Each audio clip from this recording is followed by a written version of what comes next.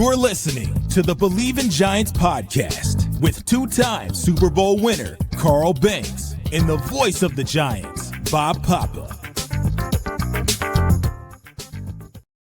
Welcome to another edition of Believe in Giants. Bob Papa, two-time Super Bowl champion Carl Banks, presented by FanDuel, and hope everybody had a fun Thanksgiving as we get you set for the Giants Monday night showdown with the New England Patriots. Carl, did you enjoy your Thanksgiving?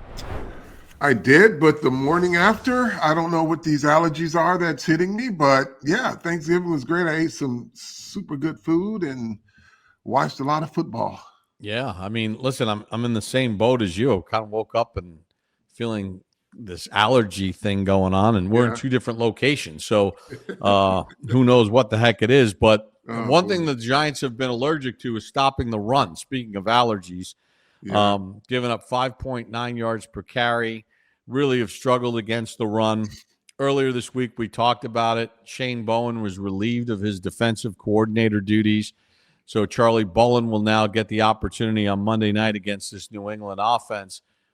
Carl, realistically for the fans out there, how much change can he actually do? It's not like you're changing the personnel, and the scheme is the scheme.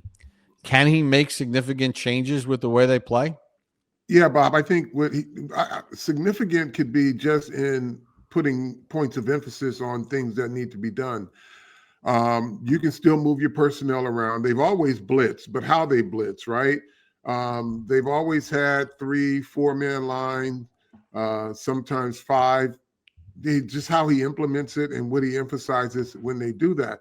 Now, the other part of it, just taking them through not how to tackle, but the right tackle angles and the right leverage on the football. Those are all adjustable on the run. So I expect to see that. And then it's just some effort thing, just, again, putting emphasis on how you get off blocks and what your leverage is on certain plays.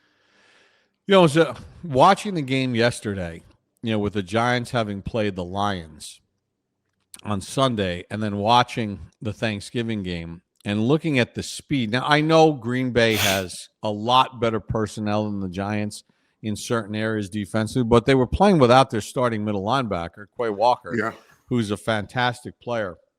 But it was really interesting watching how Green Bay was quick to the ball, flowing to the ball, and able to get off blocks and not be Velcroed. And I wonder if just some little subtle changes from a schematic standpoint or angles or whatever it is will create some opportunities, because New England, they've got a talented running back in Henderson who can be a home run threat, and they still have Stevenson. They're not as great as Gibbs is, but they're dangerous. Can those little things make a difference? We're going to find out Monday night. Yeah, and here's the thing. This could be the get-right game for the Giants defense, or it'll be the coming-out game for the Patriots run offense. The Patriots are not averaging really high numbers in the run game, so if the Giants can hold them to or below their average, they should be pretty good. But if it's a coming-out party for the Patriots run game, then it's going to be more of the same. Right, and that you did the film breakdown for the Big Blue Weekly show and kind of broke down what they want to do offensively. It's look, everybody's got a book on it. Josh McDaniels has been unbelievably successful for an extremely long time as an offensive coordinator, but there are staples within their offense that they're going to go to, which is why Drake May is completing 71% of his passes. What are some of the things that Giants fans need to keep an eye on? And what do the Giants need to take away defensively? Well, I think the pass rush has to be balanced, number one. But the one thing about Josh McDaniels, and they do a really good job of executing it, is they give you, I don't want to say a lot of window dressing pre-snap, but it's a lot of window dressing post-snap. But when you look at just go back and look at the Wes Welker plays and was it Julian Edelman type plays. Those plays take a long time to develop because they're option routes and they try to create a favorable matchup. And in order to get those matchups based on down and distance, quarterbacks got to hold the ball a little bit. but they give you a lot of different things to occupy the guys away from the intended receiver. You'll see they'll try to get the back on a linebacker or safety, but it's a lot of, not a lot of stop routes. They do a lot of combination routes, but what they'll try to do is get that go-to guy, and the Giants have to identify who the go-to guy is, and make sure that you don't give him time to really let these types of plays to develop. And in that offense, the tight ends are always a threat. They always have been a threat. Hunter Henry has 41 catches. He's got 5 touchdown catches. He's averaging 13 yards per carry. They'll get the backs involved. And then Diggs, has got 61 catches. I mean, he's still a legitimate playmaker. He's got 3 touchdowns. And he's the kind of guy that can just break a game open, can he? Yeah, and he's an excellent route runner. The one thing post-knee injury that did not really suffer was his ability to run really precise routes. And he's a smart receiver, understands, where the openings are in defenses. And that's why I say for this Giant front, who, again, will be going against an offensive line missing some pieces, they've got to get the timing off and get the quarterback on the ground. Yeah, the rookie left tackle, Will Campbell, was carted off last week, 4th overall pick. He's been really good for them. The left guard is a rookie out of Georgia, Wilson. He's banged up. So, this is set up here for the Giants defense to be effective in this game when you're missing 2 starters on your offensive line, both on the left side. Well, that's been kind of a recurring theme the last 4 weeks, Bob, and the Giants haven't really capitalized on it to a level that it just disrupted what the opponent wanted to do. So they've got to really, and this is something that Charlie Bullen should be able to exploit. And, he's probably had some ideas of how he wanted to do some things and couldn't because he wasn't in that part of the chain of command. So we'll see if he can deploy the 3 Musketeers, Burns. Well, Thibodeau's not playing, but you'll have Burns and you'll have Carter. And then you'll have, and we don't know if Dexter's playing or not either, but, you got to get your best players moving around and devising schematics to get them open. Have a plan for them. All right, this is a team that's second against the run. Patriots defensively, they have 2 defensive scores this year. Harold Landry, who was drafted by Vrabel in Tennessee, has 6.5 sacks. Jaxson has 6.5 sacks. He has a touchdown this year. They don't have Milton Williams, who one of their big free agent signings from the Philadelphia Eagles. But as a collective, what makes this defense so effective? They're well coordinated, and I'm not saying that as a slight, but when you look at how this team operates as a unit, and that's when I talk about the coordination, you don't see a lot of players out of place. You see everybody is connected. Whatever the call is, whatever the scheme is, everybody knows where there should be, and there's just not a lot of breakdown now. There may be some breakdown in skill set where guys get beat, but you very rarely see this New England defense out of place. You always see these guys in place. One of the things that you got to keep your eye on here is the red zone. The Giants are 31st in red zone defense. The Patriots are 32nd. They're dead last. Now, they've only had 26 red zone defenses. The Giants have had 42. But it's interesting because Denver's had 26 red zone defenses, and they're number 1 in red zone defense. When teams get in the red zone, in the rare times against the Patriots, they've given up 19 touchdowns in 26 defenses, 23 scores in total. The Giants, I mentioned offensively, they're 29th in red zone offense. But when Jaxson Dart has started in his 7 games as a starter, the Giants' third down percentage is 46%, higher than their season average. And their red zone productivity is way up. In his 23 red zone trips, 14 touchdowns, 5 field goals, 61% touchdown conversion rate. So his legs and everything else give the Giants an opportunity here when they get in the red zone they've got to score touchdowns.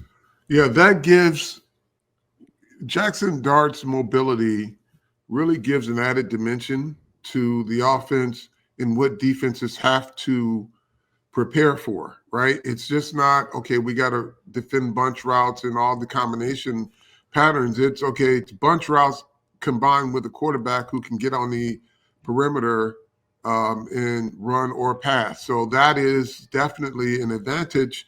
And that's why they hit at like 60% because of the Jaxson Dart factor. Carl, offensively, I keep all these kind of interesting stats. Nobody could see it because my green screen. But anyway, my little note card here. So I keep track of the 30-plus pass plays. The Giants are up to 18 already this year. 18 pass plays of over 30 yards and 7 touchdowns. Slayton's got 3. Wan'Dale Robinson has 6, including 2 touchdowns. Neighbors had the 48-yarder. Bellinger, Tracy, Johnson's got 2. Singletary, Humphrey, Winston had the 33-yard touchdown catch, and Hodgins with a 30-yarder.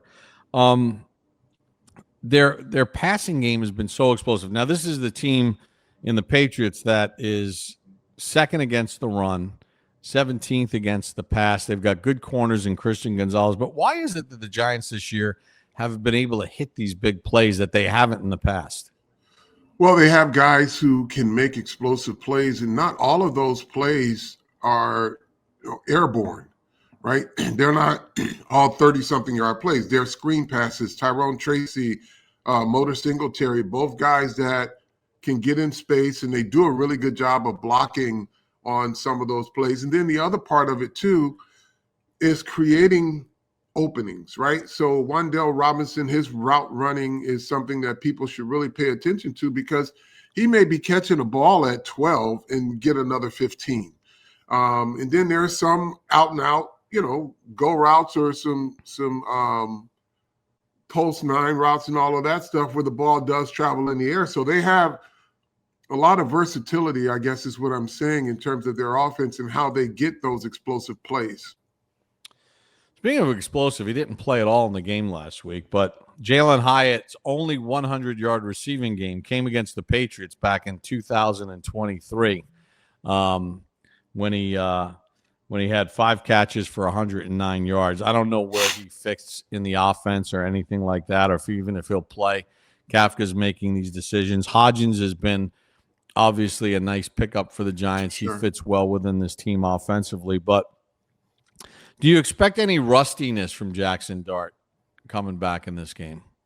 Well, he has a long week, right? And he's had 3 long weeks now. So he's, last week was his first full week of practice. He went through the game plan preparing.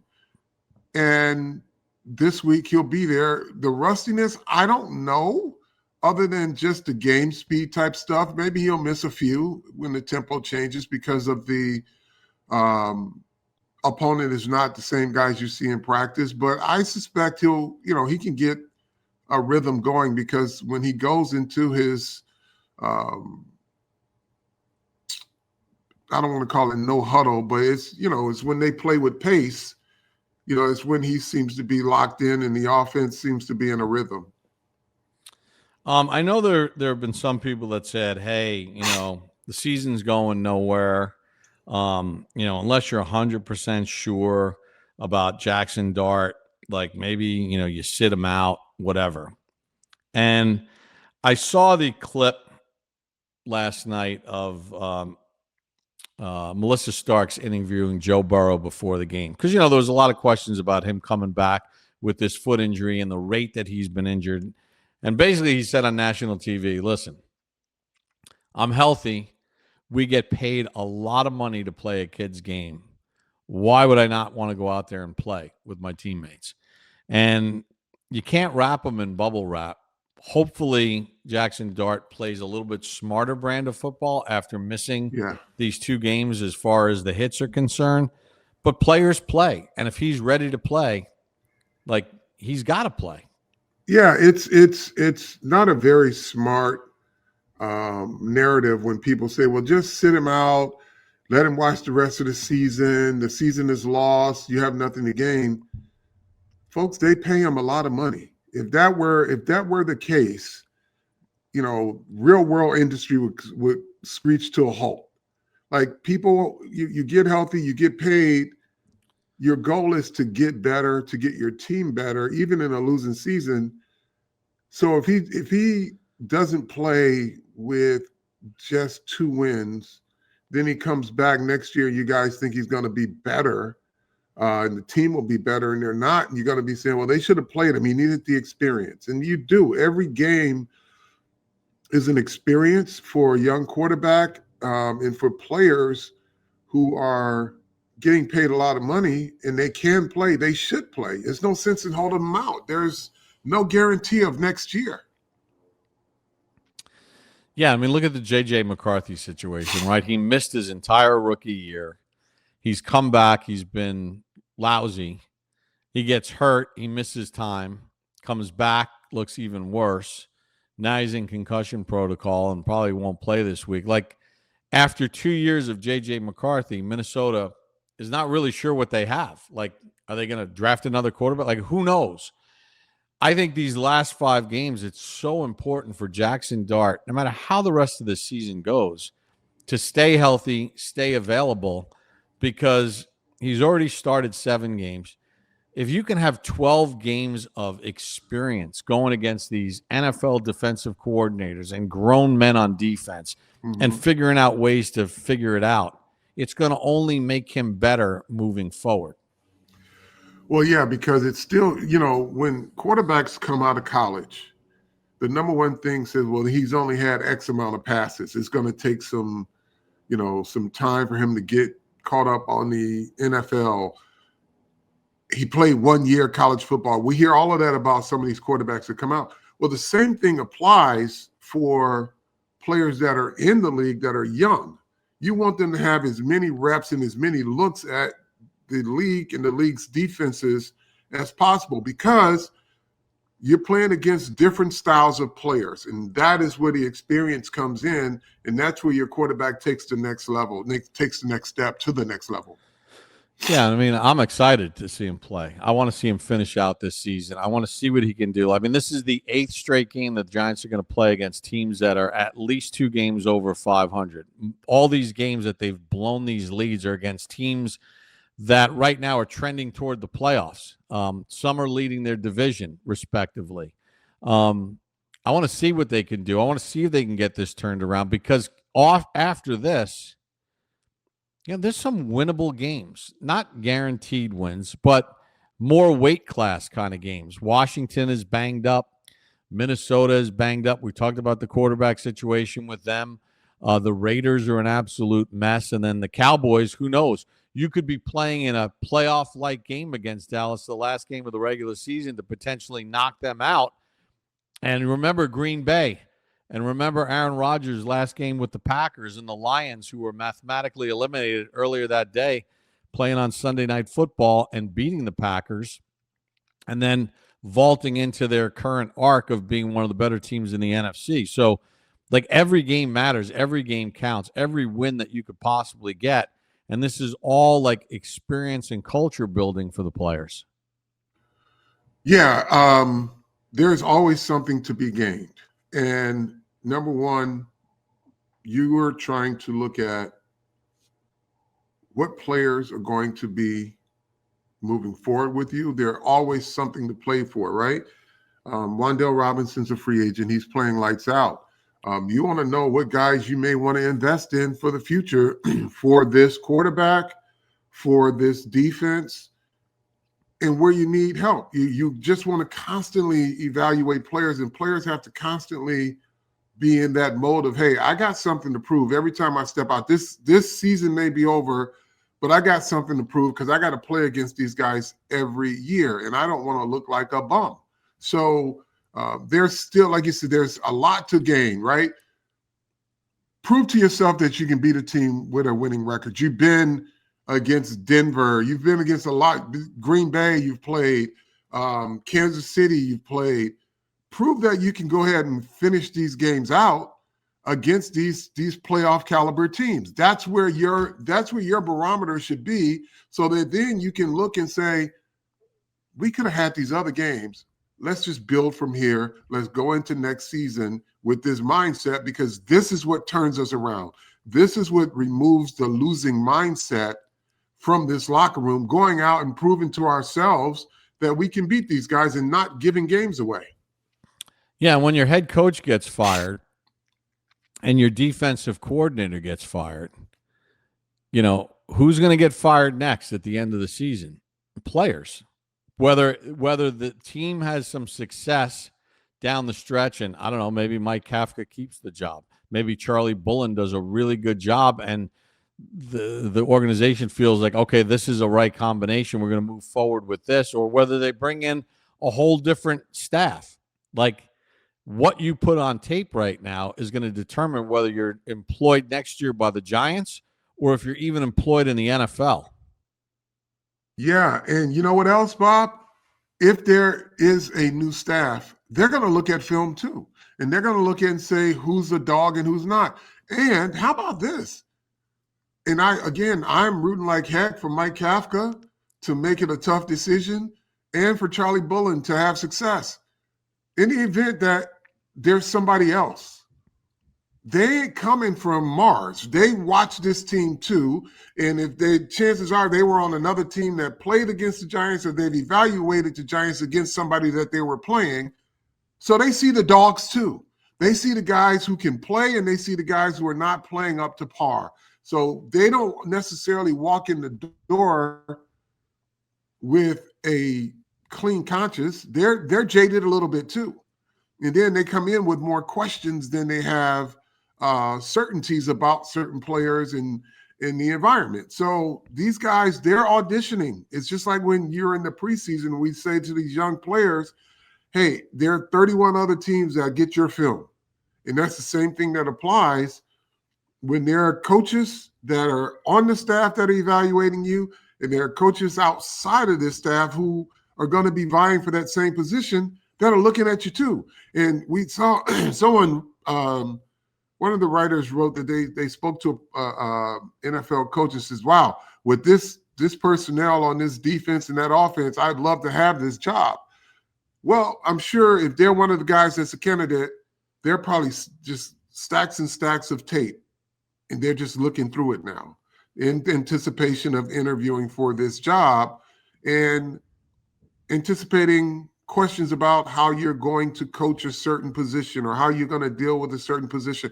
And you're going to start to ask around about certain players and their motivation. So you're auditioning, you just don't know it. It's just not playing in front of the Giants fans and this coaching staff. Every coach who thinks they want this job or are going to interview for it, they're looking at you now. Right. I mean, and look, I'm not comparing the talent level or anything, but what I'm thinking is, like, you remember this well. The Jets had some really talented players, but they were so poorly coached under Rich Kotite. They were 1-15. Parcells couldn't wait to take that job because he knew that there was talent that could be developed, and there were guys that could fit into what he did, and he turned that thing around quickly. And that could be a similar kind of situation with the Giants. Yeah, I was there with Bill when he did that. And then, but take a look at what the current coach is doing. They got a ton of talent there, and they said, we're going to unload one of our best players and, get some capital in the draft and build around some other stuff. Like, yeah, one of the top cornerbacks in football and one of the top defensive tackles in the game. And they said, you know what? They're worth more to us in return than they are on the team. And so let's not assume that some of your best players may not be in that same situation if a new coach comes in and just says, you know what? I don't want to have to deal with certain things. Or if they're whatever the turnover is, there could be a difference in philosophy. So you've got to continue to audition. You got to continue to be a professional and play to win football games. Play to be your best talent. If not, if you think you're just going to dog it because the season's lost, other teams will say, Well, what if we go through a rough stretch? We can't count on him. He's not going to be the guy that helps us, move the team forward. So you got to have all of those things in mind. Yeah, that Parcells team, they went 9-7 that first year with Neil O'Donnell, who was an older quarterback, and they had Glenn Foley, and then eventually they brought in Testaverde. I mean, people are going to come look at this bad boy, and they're going to say, okay, especially if he plays well down the stretch. I mean, they're going to say, all right, quarterback box checked. You got one of those already, and he's young, and we could take him to another level. So this has been a weird season. We talked about this when we were on the Giant Insider Newspaper podcast the other night, the live one with Biz and Jerry Foley. This has been the most bizarre season because normally when you're 2-10, it's filled with despair and it's just miserable. I mean, last year you wondered if the Giants could even get the ball past midfield. Could they get to 13? Could they get to 16 points? Now it's like, all right, we're going to score 20 because we've done it for 7 straight games. We're going to put points on the board, and we're probably going to have a lead against somebody. Now the drama is, can they hold it? Which is still 2-10, but it certainly has people. I think fans are kind of excited about what potentially could be moving forward. Yes. They're excited, but they're even more frustrated. The fact that fans want to believe that their team is not as bad as the record is. And then you see some components of that's not as bad as the record says it is. And then you see for 3 quarters, hey, we're competing. We're going to beat this team. We're going to beat a winning team. And then it all falls apart. So, yeah, it's exciting, but then it's not fulfilling. Yeah, you think about the possibilities. Now, we don't know with all the injuries that Malik Neighbors has had to deal with, when he'll be ready to go or whatever next year. But thinking about him and thinking about Scatteraboo back in the offense and some upgrades, there is optimism. But fans, they want to win. I mean, it's been a lot of losing other than the 22 and the 16 season with playoff appearances. So the frustration is real, and you can't sugarcoat any of it. Any other thoughts about the game on Monday night? Stay on that point for a second. I'll stay on it. But what fans are realizing, and this is not the team is better than their record type thing, but you can see the gap of winnable versus hopeless games. Right. You have a team that can compete. This is irregardless of what they have and what they don't have. You see the gap that is closing on teams. And you play Green Bay the way you played them, San Diego, LA, Chicago, Denver. Detroit. And you say, Detroit. Then you say the canyon is not as big. Yes, some things have to change, including talent. But the ability to be in these games down to the wire against teams, I'm not going to accept the fact that these teams are taking the Giants lightly, right? They see on film what the Giants can do. So if you're a fan, I'm not going to tell you don't need to upgrade some talent in some areas, but you could see the better teams in this league, the Giants have been right there, right? And it might be for talent, for execution. That's why they could not close out. But you can see, you're better than your record is, but you can see just in this league how fast a few changes can get you in the same category. If you're right there losing by 1 point, losing by a touchdown with 6 minutes to go, and you give up 20-something points, but you're in there, you got to believe in the right situation that canyon will close even tighter, because these are all winning teams that you're in or beating, and they find ways, because that's what winning teams do. They find ways to win, and losing teams find ways to lose. But when you look at the competition level and where you are, you can make some changes and be where those guys are. Yeah, we're going to get a look at some of that on Monday night against a New England team that's 10-2. 4-2 at home, 6-0 on the road. But their margins in a lot of these games have been close, and they've made the winning play to get them to 10-2, as opposed to not making the winning plays. When you think about whether it was that Buffalo game or some of these other games, even against some lesser opponents, they've been in these battles, but they make the right play to take it over the top. Sure. So it'll be a great test. And you know what they say, more games are lost than they are won. And that has been kind of the mantra of Mike Vrabel since he came into the league and he played with the Patriots. He knows that attention to detail will win you more games that you're not supposed to. And that is the difference, right? Good teams are not always the best talented team. They play good football, right? They make good decisions. And that's why they're good football teams. And we see with teams like the Kansas City Chiefs, they were super talented, but they always executed and they always did better. Now that the other teams understand that, hey, look, we got to be as attention to detail as the Kansas City Chiefs and make it hard for them, right? Let's make this a matter of who's going to make the mistake first, because if we keep doing what we're doing, we're going to have a chance. And you see that this year versus Kansas City. I don't know if they've taken a step back. They've got, they've supposedly fixed their run game, but teams are not being fooled. Teams are not making mistakes, and that's why they're in closer games than they are in. They're used to being in. Well, we're going to find out on Monday night before the Giants head to their bye in Foxborough. Should be fun, prime time, two talented young quarterbacks.